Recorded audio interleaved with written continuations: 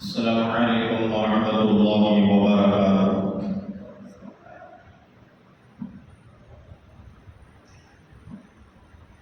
الحمد لله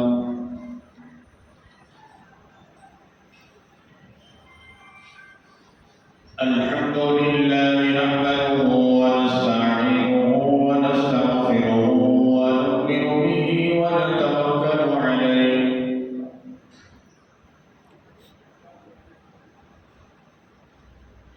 ونعوذ بالله من شرور أنفسنا ومن سيئات أعمالنا.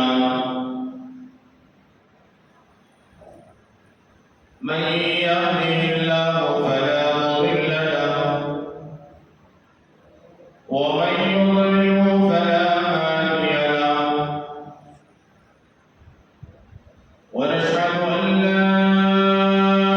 إله إلا الله وحده لا شريك له. ونشهد أن سيدنا وسندنا وشفيعنا وحبيبنا ومولانا محمدا عبده ورسوله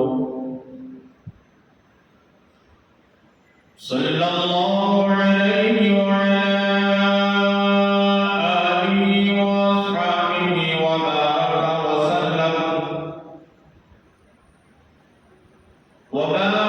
وسلم تسليما كثيرا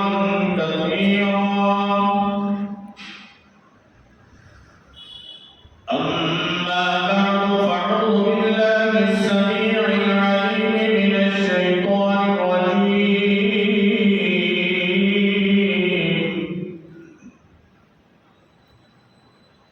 بسم الله الرحمن الرحيم.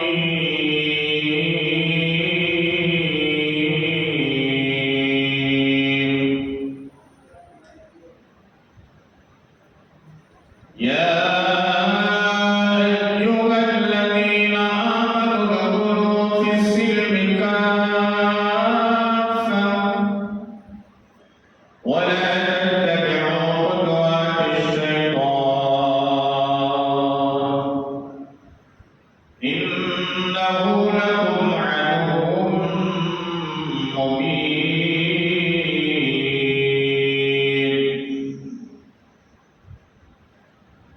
وقال الله تبارك وتعالى في مقام آخر: ولا تقولوا لمن يقتل في سبيل الله أموات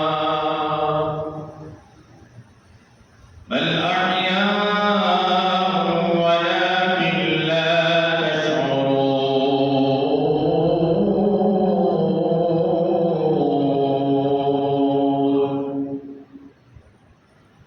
وقال النبي صلى الله عليه وسلم: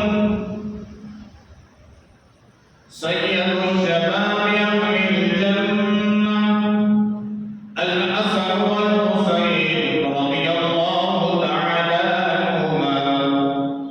أو كما قال النبي عليه الصلاة والتسليم. آمنت بالله صدق الله ومولانا العظيم، وبلغنا رسوله النبي الأمين المتين الكريم.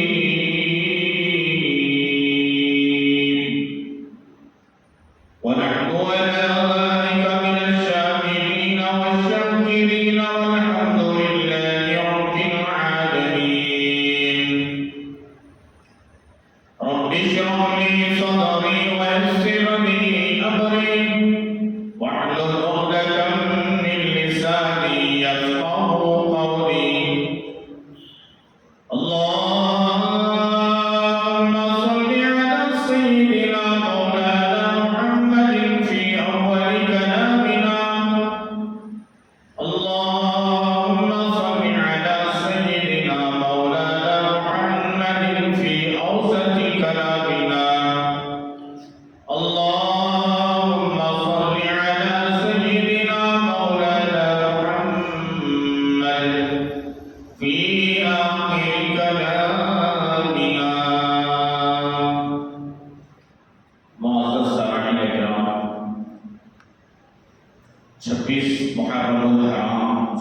1446 ہجری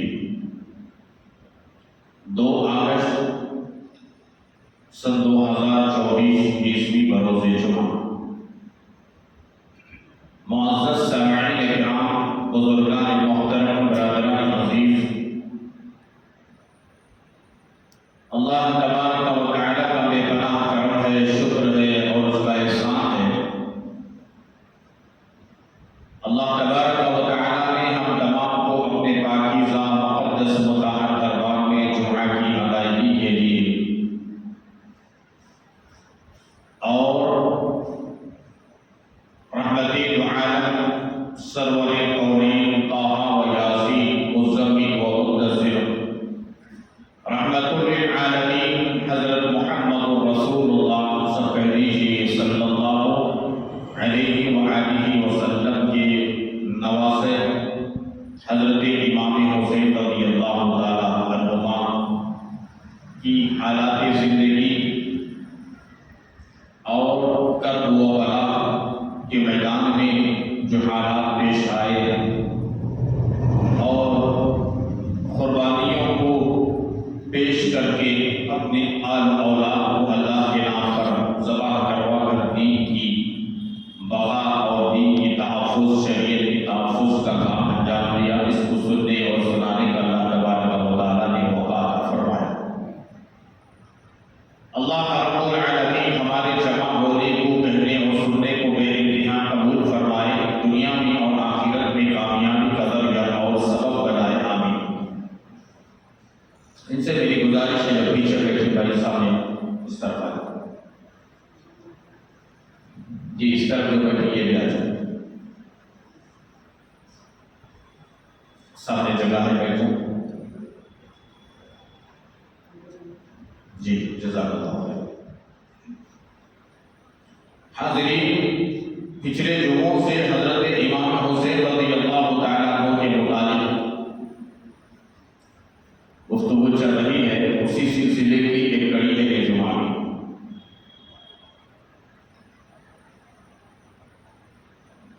شاید آپ نے اس سے پہلے سنا ہوگا کہ حضرت امام حسین رضی اللہ تعالیٰ عنہ کی شہادت کا جو واقعہ پیش آیا، یہ کس وجہ سے پیش آیا؟ ہر سال محرم الحرام میں علماء اس پر زور دیتے ہیں اور بتاتے ہیں کہ اس کا پس منظر ہے کیا، کس چیز کی حمایت میں اور کس چیز کی سپورٹ میں حضرت امام حسین رضی اللہ تعالیٰ عنہ آگے بڑھے، اور مد مخالف جو تھے ان کا رویہ کیا تھا، ان کی سوچ کیا تھی اور ان کا طریقہ کار کیا تھا، ہر سال بتانا پڑتا ہے۔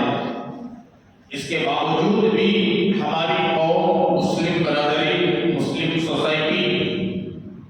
کے بہت سارے مرد و خواتین، بوڑھے و جوان، سب ایسی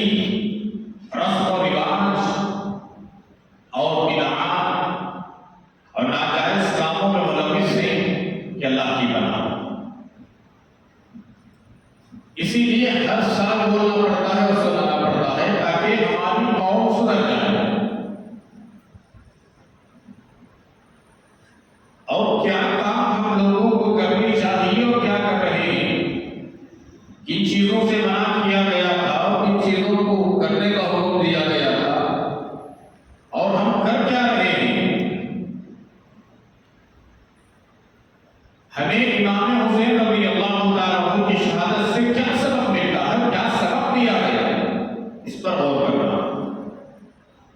اس پر سوچ وچار کرنا ہے کہ امام حسین اپنے خاندان کو تہہ تیز کروا دیا، گردنوں کو کٹوا دیا، جسموں کے ٹکڑے ہو گئے، وجہ کیا ہے، کس وجہ سے ایسا کیا؟ چھوٹے چھوٹے معصوم بچے، 5-5 6-6 مہینے کے بچوں کو قربانی دی گئی، کچھ تو وجہ ہے کہ ایسے چھوٹے چھوٹے بچے، عورتیں جن کو گھر میں رہنے کا حکم دیا گیا ہے، ایسی عورتیں، مائیں جو بچوں کی نگرانی کرتے ہوئے بڑی عمر کی مائیں، عورتیں گھر میں رہنے کا حکم دیا گیا، ایسی عمر دراز مائیں اور جوان بچیاں، جوان عورتیں میدان کارزار میں پہنچ کر اپنے جان کے نذرانوں کی جو قربانی پیش کی، کچھ تو ہوگا،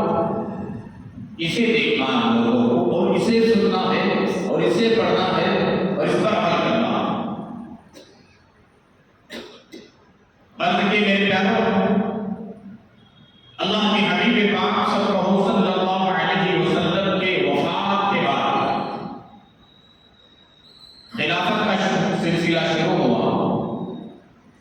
حضرت ابو بکر صدیق رضی اللہ عنہ خلیفہ بنے، اور ان کی خلافت کا دور جب ختم ہوا، حضرت عمر فاروق اعظم رضی اللہ عنہ کی خلافت کا زمانہ آیا۔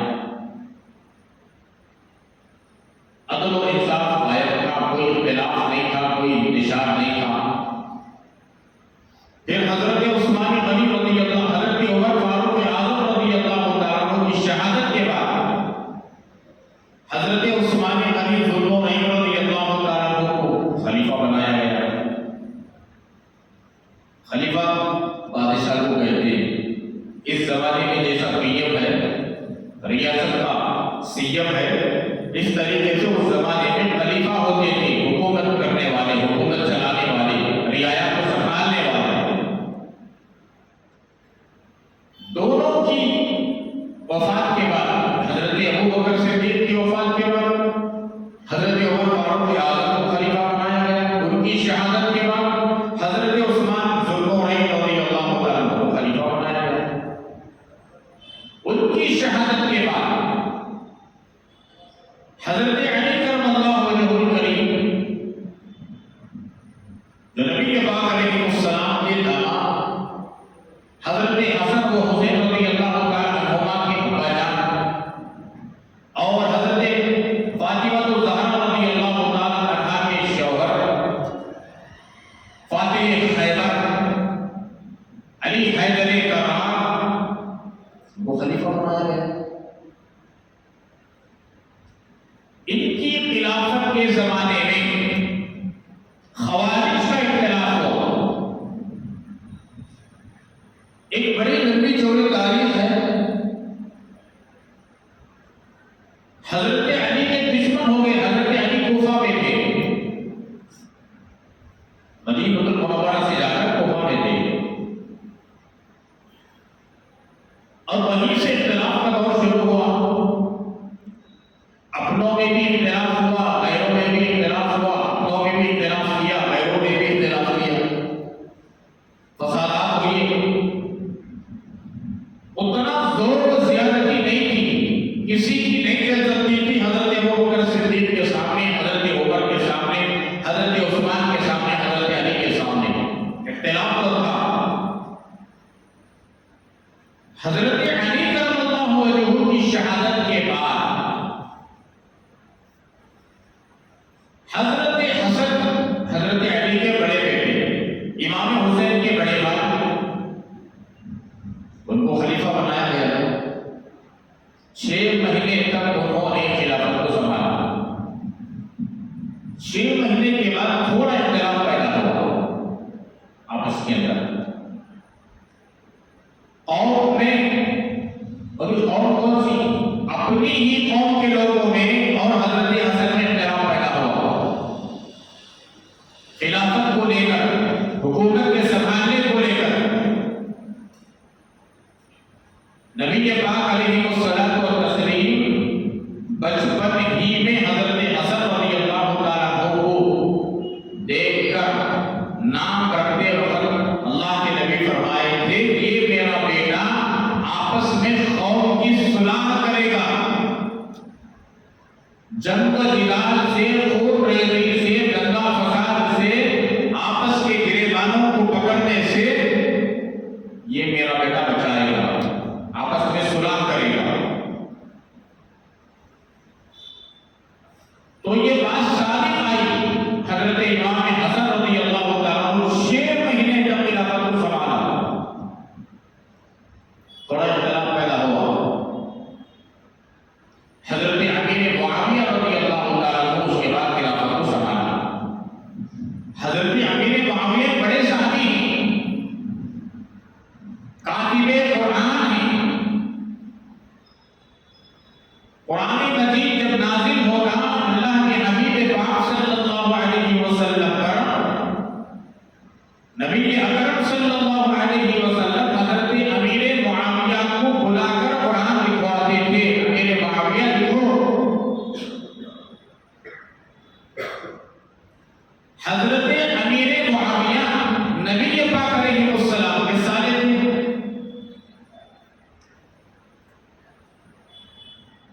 ان کی خلافت کا جو زمانہ تھا 20 سال کا زمانہ تھا۔ اللہ اکبر، بڑی آرام سے خلافت کو سنبھالا انہوں نے۔ حالات تو آئے، اختلاف آئے،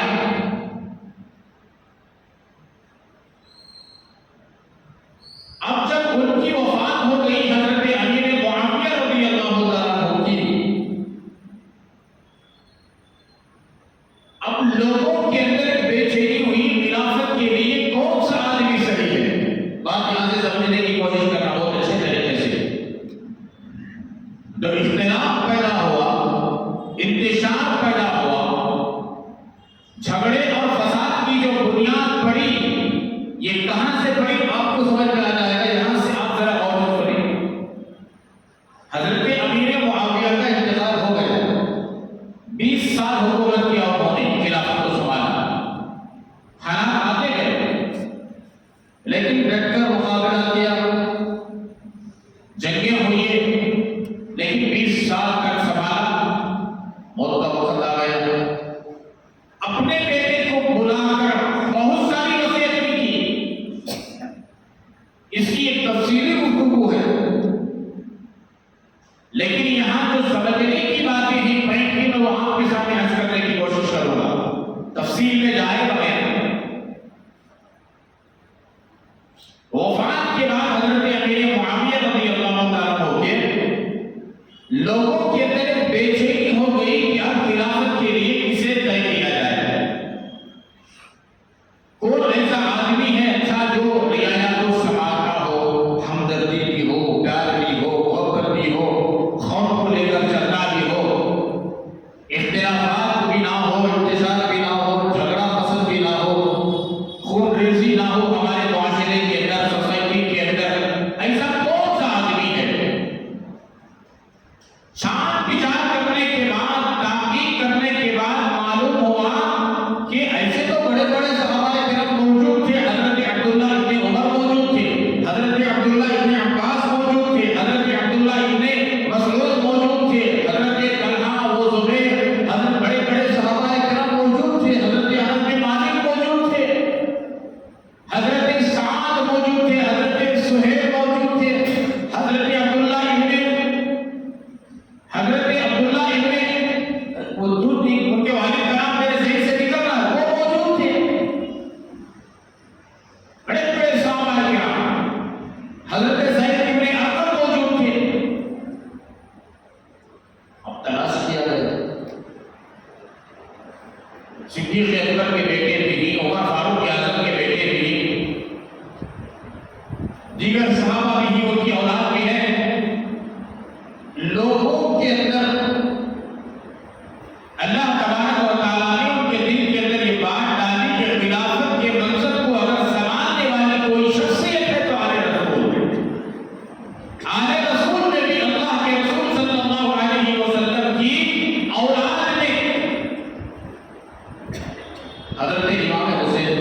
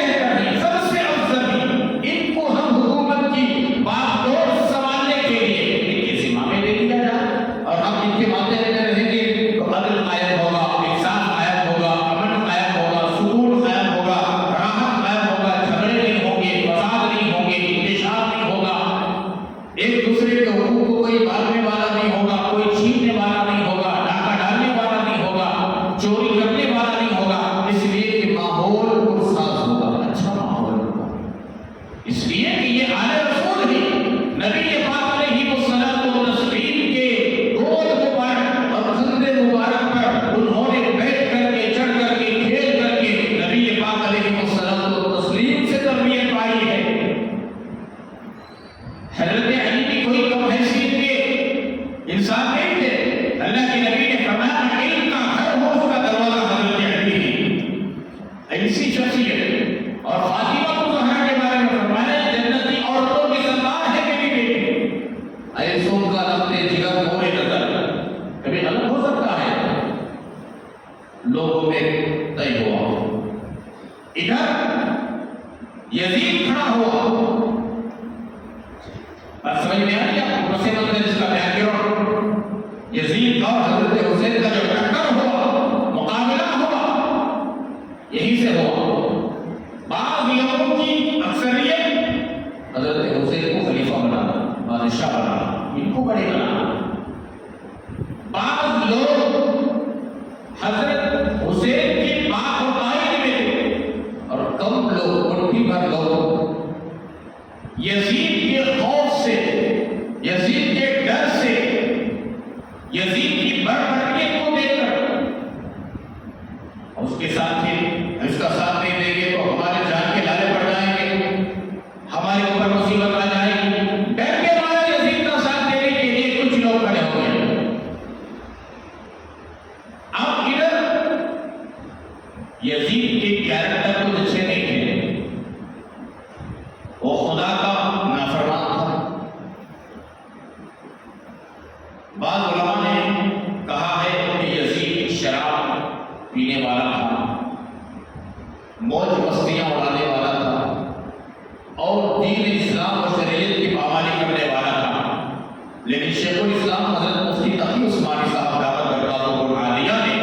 اپنی کتاب میں لکھا ہے کہ ایسی کوئی روایت ہمیں نہیں ملی ہے کہ یزید پیتا تھا، لیکن فسق و فجور ضرور کرتا تھا، گناہ تو ضرور کرتا تھا، لیکن پینے کی روایت ہمیں نہیں ملی۔ وہ پیتا تھا یا نہیں پیتا تھا اللہ اعلم، اللہ بہتر جانتے ہیں، لیکن عادات و اطوار و کیریکٹر کے حساب سے وہ صحیح نہیں تھا۔ اور اس کا جو دماغ تھا، اس کا جو خیال تھا، وہ آزادانہ صفت کا انسان تھا، آزادی، موج مستیاں مناؤ، کھاؤ پیو اڑاؤ، یہ خیال کا آدمی۔ اب کوفے والے جب کوفے تک بات پہنچی، کوفہ ایک شہر بڑا آج بھی ہے، وہاں کے لوگوں نے خطوط لکھے، خط لکھے، اسے حضرت امام حسین کو خط لکھا کہ آپ آئیں، یہاں پر آپ کے ابا بہت سال تک کے ان کی حکومت رہی ہے، ہم آپ کو خلیفہ ماننے کے لیے تیار ہیں، آپ کے ہاتھ پر بیعت کرنے کے لیے تیار ہیں، آپ یہاں پر آئیں کوفہ۔ ہزاروں کے لوگوں نے خط لکھے، اب یہ خط بھی پہنچے کہ ہم یزید کو خلیفہ نہیں مانتے، آپ کو خلیفہ مانتے ہیں، آپ آئیں۔ اب یہ خطوط جب پہنچے حضرت امام حسین نے دیکھا کہ بہت سارے لوگ ہمیں پسند کرتے ہیں، ہمیں اس کا اہل سمجھ رہے ہیں، اس کا حقدار سمجھ رہے ہیں، چلو ٹھیک ہے، اچھی بات ہے، جانے کا ارادہ کیا۔ لیکن جانے کا جب ارادہ کیا، حضرت عبداللہ ابن عباس نے منع کیا۔ کون؟ نبی پاک علیہ السلام کے چاچا کے بیٹے منع کیا، حالانکہ حضرت امام حسین کے چاچا لگتے ہیں حضرت عبداللہ، انہوں نے منع کیا، دیکھو مت جاؤ، کوفے کو نہ جاؤ، کوفے کو جانا تمہارے لیے مصیبت سے خالی نہیں۔ کوفی لوگ یہ غدار ہی، مکار ہی، دغیدار ہی، فریبی ہی، آپ کو تو خط لکھ کر بلائے ہیں، لیکن آپ کا وہاں جانا مصیبت سے خالی نہیں، آپ جو جا رہے ہیں مصیبت کو موڑ رہے ہیں، آپ مصیبت کو دعوت دے رہے ہیں، آپ نہ جانا۔ حضرت حسین نے کہا ارے مصیبت کون سی؟ انہوں نے تو مجھے بلایا ہے، انہوں نے تو مجھے بلایا ہے، اتنی بڑی ذمہ داری سنبھالنے کے لیے ایک اچھے آدمی کا انتخاب ہونا ضروری ہے، تو پوری پبلک مل کر کے، قوم مل کر کے مجھے بنا رہی ہے ذمہ دار،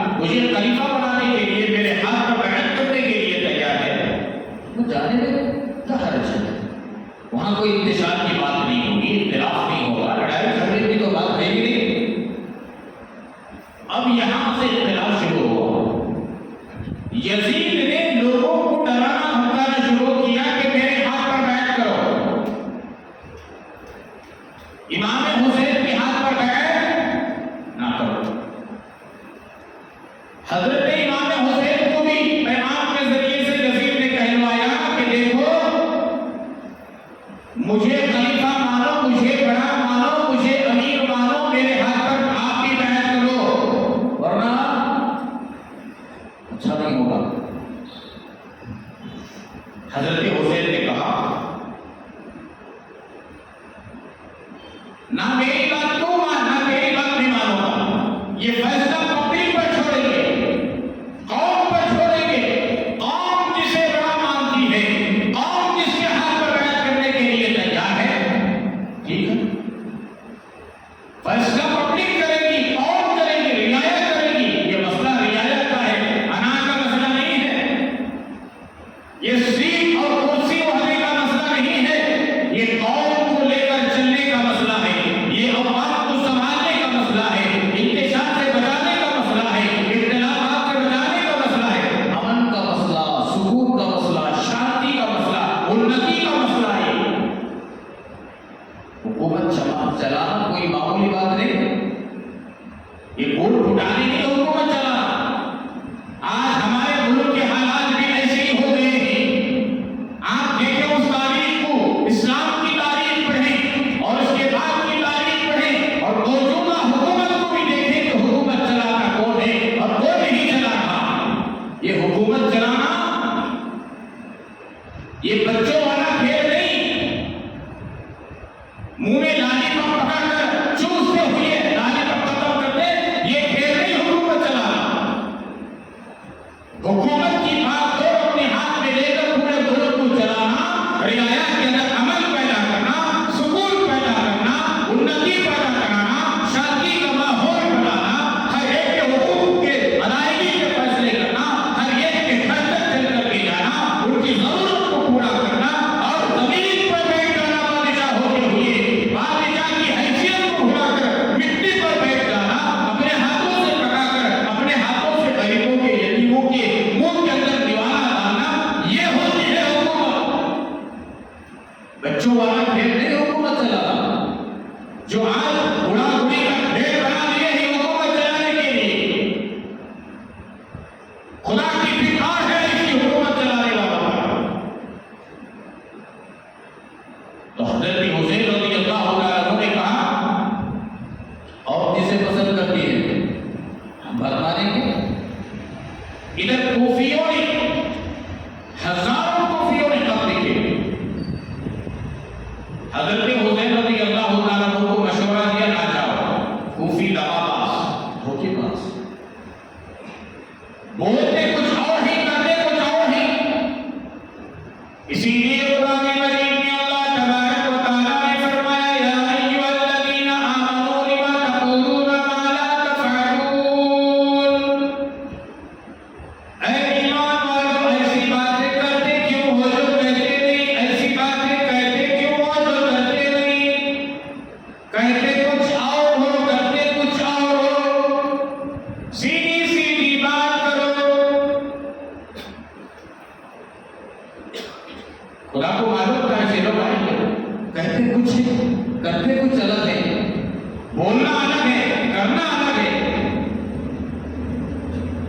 آخر بار حضرت امام حسین رضی اللہ تعالیٰ عنہ نے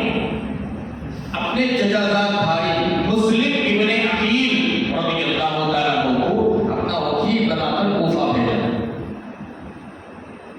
یزید بہت زور ڈالا حضرت امام حسین پر کہ آپ میری بیعت کرو،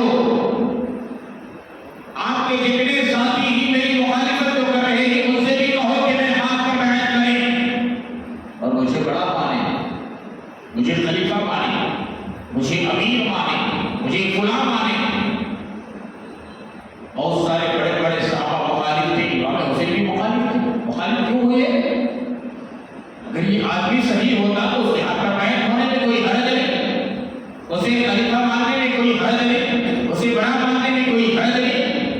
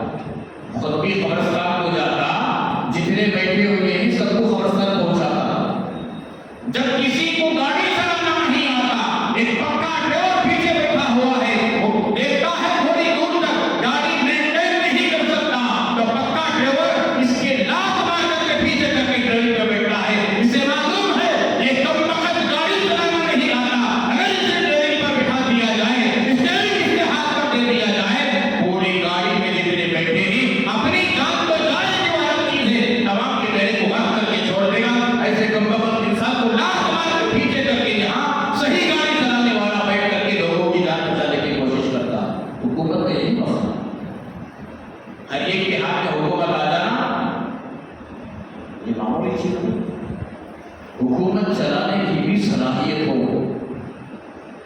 علم ہو، عدل و انصاف ہو، اس کے اندر تقویٰ ہو، طہارت ہو، سچائی ہو، ایمانداری ہو، امانت داری ہو، دیانت داری ہو، خوف خدا ہو، خشیت الہی ہو، تب جا کر کے ایسے آدمی کے پاس کوئی ذمہ داری پہنچتی ہے۔ پوری ذمہ داری کو حسن خوبی کے ساتھ میں اللہ کو ڈرتے ہوئے قیامت کے منظر کو سامنے رکھ کر کے ذمہ داری کو نبھائے۔ جس کے دل کے اندر خوف خدا ہی نہیں ہے، انہیں کیا پرواہ کرے گا؟ رعایا کو گاجر مولی کی طرح کٹوا دے گا۔ کیا شیخ کا تو اپنا اپنا دیکھ کر دے ایسا خوف جائے بھاڑ میں، رعایا جائے بھاڑ میں، مجھے فائدہ ہو رہا ہے، میں اچھا ہوں، میری بیوی بچے ایسے ہیں، میری پراپرٹی بن رہی ہے، میرے بنگلے بن رہے ہیں، میں اچھا ہوں، میرے بینک بیلنس میں اضافہ ہو رہا ہے، بس خوف جائے بھاڑ میں، رعایا جائے بھاڑ میں رہے گا۔ ایسا کم وقت انسان کا حکومت چلائے گا جسے حکومت چلانا نہیں آتا۔ آخرکار حضرت مسلم ابن عقیل رضی اللہ تعالیٰ عنہ کو وکیل بنا کر کوفہ بھیجا گیا۔ وہاں گئے، جب خطوط کے ذریعے سے معلوم ہوا، خط و کتابت کا زمانہ تھا، بڑا پیارا زمانہ، اللہ کرے کہ وہ زمانہ لوٹ کر آئے۔ آمین بولو۔ یہ مصیبت نہیں، مصیبت، یہ مصیبت ختم ہو جائے۔ یہ مصیبت کے ذریعے سے بہت سارے بچیوں کی زندگی مارک ہو گئی، بہت سارے بچوں کی زندگی مارک ہو گئی، نوجوانوں کی زندگی جہنم بن گئی۔ نوجوان تو نوجوان، بچیاں تو بچیاں، بچے تو بچے، بوڑھوں کی زندگی بھی مارک ہو گئی۔ راتوں کی نیند حرام ہو گئی، نیند کا چین و سکون اجڑ گیا ہے یہ مصیبت سے۔ سمجھ رہے کیا؟ موبائل فون، ماشاءاللہ خلوت ہے آپ لوگ، سمجھدار کے لیے اشارہ کرنا، یہ ایسی مصیبت، حالانکہ یہ بہت بہتر چیز ہے، اچھی چیز ہے، استعمال کرنے کا اگر طریقہ آ جائے، ڈھنگ آ جائے، بہت اچھی چیز، ایک دم پرفیکٹ اچھی چیز، استعمال کرنے کا طریقہ بدل ہم نے بدل دیا۔ تو وہ زمانہ جو تھا خط و کتابت، خط لکھتی، پھر اس کے جواب میں لکھتی، پھر خط آتا، ایک بڑا پیارا علماء نے لکھا ہے، حضرت مسلم ابن عقیل جب کوفہ گئے، پورے کوفی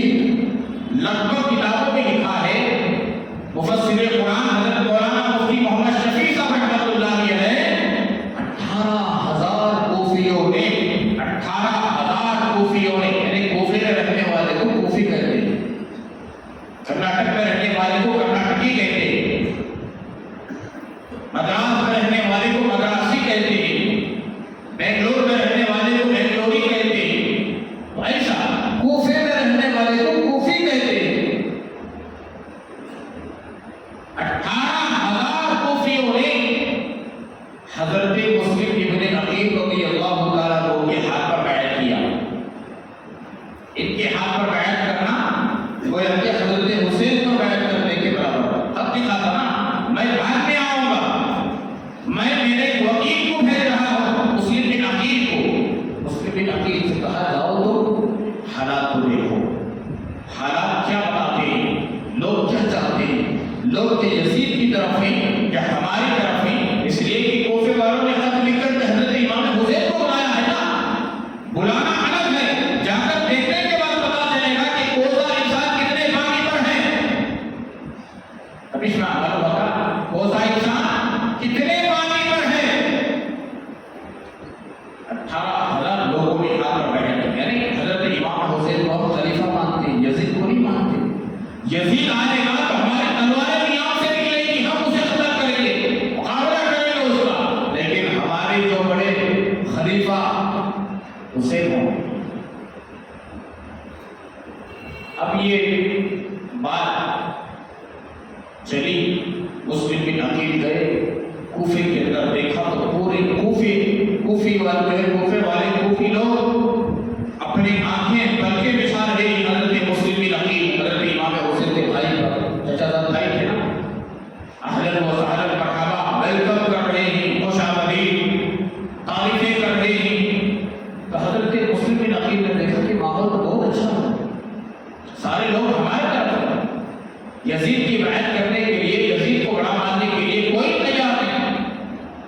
حضرت مسلم کے نقیل نے خط لکھا حضرت امام حسین کو، آپ تشریف لے کر آئیں، ماحول سازگار ہے، ماحول بہت اچھا ہے، سارے کوفے کے لوگ مرد و عورتیں، جوان بوڑھے بچے، ہر ایک کے دل آپ کی طرف ہیں اور تلواریں یزید کی طرف۔ مطلب کیا؟ یزید کا ساتھ دینے کے لیے تیار نہیں، یزید کو بڑا ماننے کے لیے تیار نہیں، آپ کو بڑا ماننے کے لیے، آپ کی حمایت میں، آپ کے سپورٹ میں کھڑے ہونے کے لیے اور آپ کو خلیفہ ماننے کے لیے تیار ہیں۔ اب تک 18,000 کوفیوں نے میرے ہاتھ پر بیعت کر چکے ہیں، آپ کو امیر مان کر، خلیفہ مان کر۔ ابھی جیسا ہی تک پہنچے حضرت مسلم بن عقیل کی طرف سے امام حسین رضی اللہ تعالیٰ عنہ نے دیکھا، ماشاءاللہ وہاں تو بہت سازگار ہے، بہت اچھا ہے، جانے میں کیا حرج ہے؟ مدینہ المنورہ سے نکلے۔ اس وقت تاریخ کیا تھی؟ رجب المرجب کی 27 تاریخ تھی، 20/7 تاریخ۔ رحمت عالم صلی اللہ علیہ وسلم کے روزے کے پاس گئے، آخری جا رہا ہوں، پھر خدا جانے موقع ملے گا کہ نہیں ملے گا، میرے نانا جان کے پاس بیٹھ کر درود و سلام کے نذرانے کو پیش کر کر چلے جاؤ۔ حضرت حسین کو معلوم تھا یہ ایسی جگہ ہے، اس زمین پر آفتاب و مہتاب کی رزق کرتے ہیں، کہکشاں رزق کرتے ہیں، یہ وہ زمین کا حصہ ہے جو خدا سے والا تعریف کیا ہے۔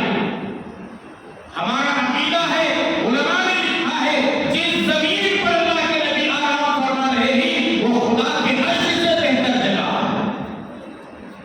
ایسی جگہ بیٹھ کر عبادت کرنا یہ بہت بڑی عبادت، ایسی جگہ بیٹھ کر درود پڑھنا یہ بہت بڑی عبادت، ایسی جگہ بیٹھ کر سلام کرنا یہ بہت بڑی عبادت، ایسی جگہ بیٹھ کر صرف نظارہ کرتے رہنا، گنبد خزاں کو دیکھتے رہنا یہ بہت بڑی عبادت۔ لیکن امت کے لوگوں کو، امت کے مردوں کو، امت کے عورتوں کو، امت کے جوانوں کو، امت کے بوڑھوں کو حضرت امام حسین نے بتایا، جب میرے نانا کا دین خطرے میں ہو، جب قرآن خطرے میں ہو، جب شریعت خطرے میں ہو، جب دین کے اندر کوئی مداخلت کرنا چاہے، شریعت میں کوئی مداخلت کرنا چاہے، قرآن کے احکامات میں تبدیلی کرنا چاہے، پھر تو فجور کرنے والا، گناہ کا کام کرنے والا، عیاشی کرنے والا، بدمعاشی کرنے والا، خدا کے قانون کو توڑنے والا، میرے نانا کی شریعت کو توڑنے والا، عدل کو قائم نہیں کرنے والا، عدل کے جنازے نکالنے والا، انصاف کے جنازے نکالنے والا، سکون کے جنازے نکالنے والا، راحت کے جنازے نکالنے والا، اگر اس کے مقابل کھڑا ہوتا ہے تو نانا کی جگہ پر بیٹھ کر عبادت کرنا تو یقینی عبادت ہے، بہت بڑی عبادت۔ لیکن جب ایسا موقع آ جاتا ہے تو نانا کے شہر کو چھوڑنا، نانا کے روزے کو چھوڑنا، دین کی حفاظت کے لیے، قرآن کی حفاظت کے لیے، شریعت کی حفاظت کے لیے، اعلاء کلمت اللہ کی حفاظت کے لیے، اس سے بڑی عبادت ہے۔ یہ امت کے نوجوانوں کو، امت کے عورتوں کو، امت کے مردوں کو، امت کے بوڑھوں کو قیامت کی صبح تک تعلیم دے کر حضرت امام حسین رضی اللہ تعالیٰ عنہ مدینہ المنورہ چھوڑ کر نبی پاک علیہ الصلوۃ والتسلیم کی ایسی مبارک، ایسی بہتر، ایسی افضل جگہ کو چھوڑ کر کربلا کے میدان میں چلے گئے۔ امت کو یہ تعلیم دی، جب دین کی بات آتی ہے، قرآن کی بات آتی ہے، شریعت کی بات آتی ہے، نانا کے مقام کو چھوڑنا بھی اس سے بڑی بات ہے۔ ان کی نگاہوں میں دین کی اہمیت تھی، ان کی نگاہوں میں اسلام کا مقام تھا، ان کی نگاہوں میں شریعت کا مقام تھا، ان کی نگاہوں میں قرآن کا مقام تھا، ان کی نگاہوں میں خدا کے حکم کا مقام تھا، ان کی نگاہوں میں رحمت عالم صلی اللہ علیہ وسلم کے طریقے کا مقام مرتبہ تھا۔ وہ چاہتے تو ارے آؤ بھی، وہ جانے اس کا کام ہے نا، مجھے کیا مدینے میں بیٹھ کر میرے نانا کی غربت خضرا کے پاس بیٹھ کر عبادت کریں گے، آرام سے کر سکتے تھے، لیکن نہیں کیا۔ امت کو بتایا ضرورت پڑنے پر جاؤ، جانوں کے نذرانے کو پیش کرو، ضرورت پڑنے پر اپنے مالوں کے نذرانے کو پیش کرو، ضرورت پڑنے پر اپنی ہر چیز کو خدا کے رسول کے نام پر فدا کر دو۔ اس کا نام ہے دین، اس کا نام ہے شریعت، اس کا نام ہے قانون خدا، اس کا نام ہے فرمان مصطفی صلی اللہ علیہ وسلم۔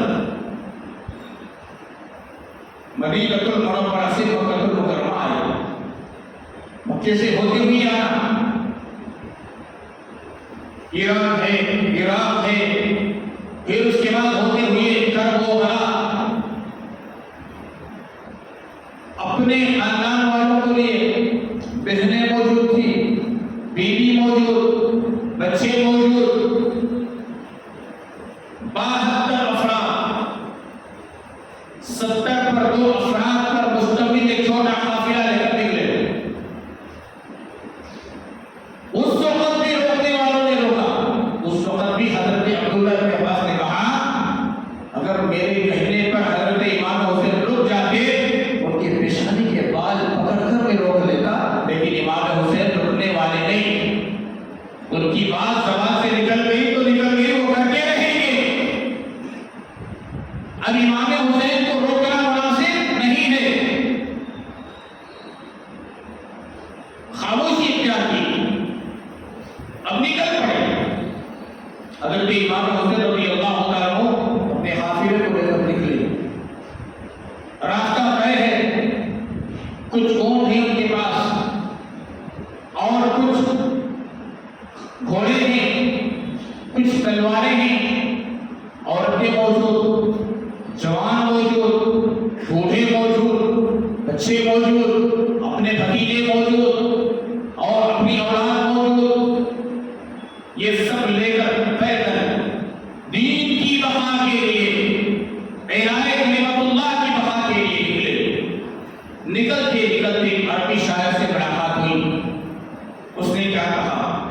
پھر اس کے بعد آگے نکلے، کسی اور سے ملاقات ہوئی، اس سے سوال کیا کوفے کے متعلق، اس نے کیا جواب دیا، پھر پہنچتے پہنچتے اخبار المناک بھیانک قسم کی اخبار پہنچی، اس وقت حضرت امام حسین ایک مقام پر رک گئے،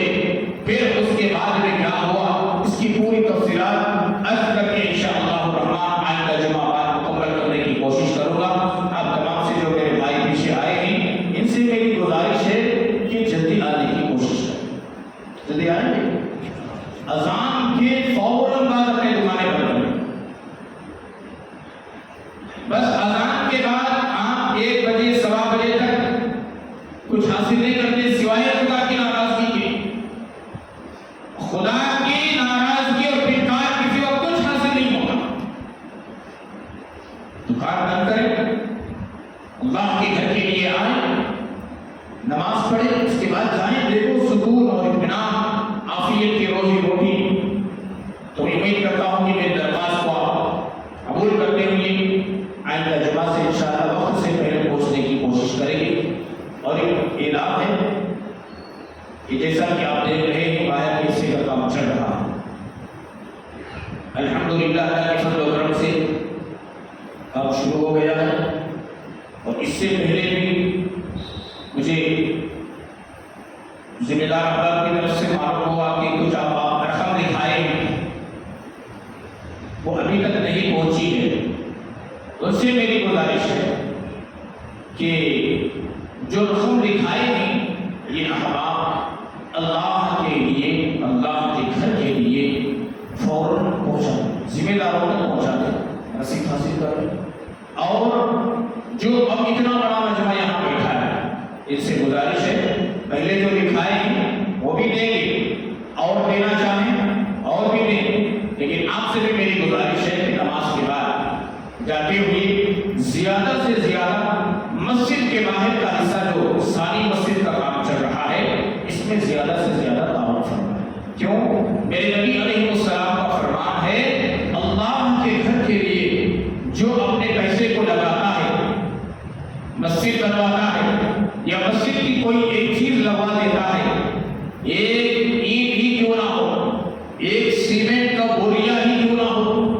اور جو ضرورت کی چیز ہے تھوڑی ہی چیز کیوں نہ ہو، اللہ کے لیے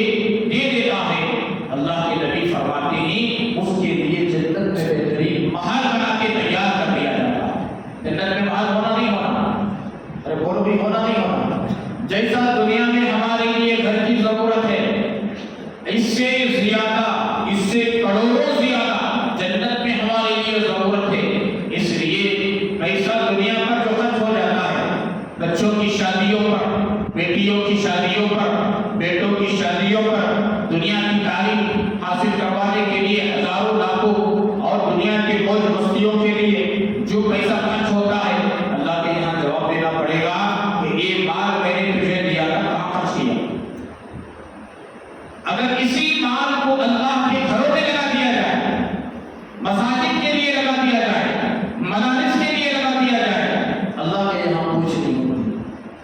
اللہ کے یہاں پوچھ نہیں ہوتی، مزید اللہ ترقی عطا فرماتے ہیں اور بڑھا کے دیتے ہیں۔ میرا بندہ میرے گھر کی جب بات آئی تو میرا بندہ اپنے مال کو نہیں دیکھا، اپنی دولت کو نہیں دیکھا، فوراً میرے گھر کے لیے لگا دیا۔ اللہ پاک فرماتے ہیں فرشتوں میرے بندے کے لیے جنت میں بہترین محل بنا دو تاکہ وہ دنیا سے تھکا ماندا آئے تو سیدھا محل میں جنت میں داخل ہو جائے۔ اس لیے ایک بہترین موقع ہے، ایسے مواقع نہیں ملتے، ایسے مواقع بار بار نہیں ملتے، اللہ نے ایک موقع عطا فرمایا ہے، اس لیے آپ زیادہ سے زیادہ تعاون فرماتے ہوئے جائیں تاکہ ایک ہفتہ 10 دن کے اندر ہمارا باہر کے حصے کا جتنا کام ہے وہ مکمل ہو جائے۔ سب کریں گے انشاءاللہ۔ یہاں ہیرے بیٹھے پورے، میں دیکھ رہا ہوں یہاں ہیرے ہی ہیرے، اللہ کس سے کیا کام لیتے ہیں خدا بہتر جانتا ہے۔ آپ نے جمعہ کے موقع پر، جمعہ کے دن قبولیت کی گھڑی کون سی ہے وہ خدا بہتر جانتی، ایسے مقدس مطہر دن میں آپ اللہ رسول کی بات اور اولاد رسول کی باتوں کو سننے کے بعد یہاں کیا ہے۔ امید کرتا ہوں زیادہ سے زیادہ تعاون بھی فرمائیں گے، جو احباب لکھائے ہوئے ہیں وہ بھی امداد فرمائیں گے، اور دوست احباب جتنے ہی آپ کی فیلڈ میں اسے بھی کہو ارے باپ ہماری مسجد کا کام چلا، تیرا پیسہ لگا، کوئی 500 دے گا، کوئی 1000 دے گا، کوئی 5000 دے گا، کوئی 10,000 دے گا، پتہ نہیں اللہ کتنا اسے توفیق دے کر کے دلواتے ہیں، اس میں دینے والوں کو جتنا ثواب ملے گا، جو ذریعہ بنتے ہیں نا دلانے کے لیے ان کو بھی اللہ پاک اجر عطا فرماتے ہیں کہ یہ میرا بندہ میری محبت میں، میرے گھر کی محبت میں اس بندے سے بات کیا، دوست سے بات کیا، بھائی سے بات کیا، اپنے ساتھی سے بات کیا، اور مذکوروں سے بھی کہیں میرے پیارو، ایسا نہیں کہ مرد ہی جو ہے اللہ کے گھر کے لیے تعاون کرنے والے۔ ہم نے دیکھا ہے، میں ایک پروگرام میں گیا تھا، یقین مانو وقت بہت لمبا ہو رہا ہے، عورتوں نے اتنی تعاون کیا، اتنی تعاون کیا، اللہ کی پناہ میری زندگی میں ایسی تعاون کرتے ہوئی عورتوں کو نہیں دیکھا تھا، اتنی تعاون کہ پیروں کی پٹیاں تک دے دی اور کانوں کے اندر جو ڈالتی ہے نا یہاں پر یہ بھی دے دی، گلے کے اندر کسی عورت کے چین کی، یہ تمام بیٹھ کر کے ہم نے دیکھا کہ کسی عورت نے کچھ چین دے دی، کسی عورت نے کچھ کانوں کا دے دیا، کسی عورت واچ دے دی، کسی عورت اپنے لیے معذرت دے دی، کوئی عورت 50,000 لکھا دی۔ عورتوں کے اندر بھی وہ جذبہ ہے کہ ہمارے کام سے خدا راضی ہو جائے، اللہ کے رسول راضی ہو جائے، ہماری بھی آخرت بن جائے، ہماری بھی زندگی سنور جائے، ہم بھی جنت کے مستحق ہو جائیں۔ عورتوں کے اندر بھی وہ جذبہ ہے، گھر میں جا کر اپنی مستورت سے کہیں، بڑی بہن ہے تو اس سے کہیں، بھابھی سے کہیں، اور اپنی بیوی سے کہیں کہ ہماری مسجد کا کام چل رہا ہے، اگر اللہ نے توفیق دے تو بلدیاں بھی تعاون کرنے ہو جاتے ہیں، ہم جیسا تعاون کرتے ہیں ان کا بھی حق ہے، وہ بھی تعاون کرنے والے۔ ارے 10 روپے کیوں نہ ہو، اور 10 روپے نکال کر کے خدا کے نام پر دے دینا، یہ چھوٹی بات نہیں، یہ بہت بڑی بات ہے کہ 10 روپے ہی کیوں نہ ہو، 5 روپے ہی کیوں نہ ہو، اگر وہ دے دے۔ مثال دے رہا ہوں، کوئی عورت 5-10 نہیں دیتی، اپنے گھر کے خرچ میں کم کر لے گی، جب مسجد کا مسئلہ آتا ہے، خدا کے رسول کے نام کا مسئلہ آتا ہے، اور چھپا کر 500,000 دے دے گی، لو جی یہ لے جا کر مسجد کے گناہوں میں ڈال دو، یہ لے جا کر کے ذمہ داروں کی حوالے کر دو، یہ لے جا کر کے سیمنٹ دلوا دو، فلاں دلوا دو۔ ایسا جذبہ عورتوں کے اندر بھی موجود ہے، کبھی اس بات کی ہے کہ ہم بھی تیار ہوں اور اپنی مذکورات کو بھی دین کے لیے تیار کریں۔ میں امید کرتا ہوں کہ میری باتوں کو قبول کرتے ہوئے نماز کے بعد زیادہ سے زیادہ تعاون فرماتے ہوئے جائیے، اور میرے اب یہاں کا ماحول کیا ہے مجھے تو نہیں معلوم، لیکن میں اپنی طرف سے کہہ رہا ہوں کہ 2-3 نوجوان 4 نوجوان کچھ چادر وغیرہ پکڑنے کا ہے، چادر وغیرہ پکڑنے کا مسئلہ ہے ہے جی، تو نماز کے بعد 2-4 نوجوان جو ہے چادر وغیرہ پکڑ کر کھڑے ہو جائیں، نوجوان دوسرے احباب اس میں ڈالتے ہوئے جائیں۔ اللہ تبارک و تعالیٰ آپ کے دینے کو دلانے کو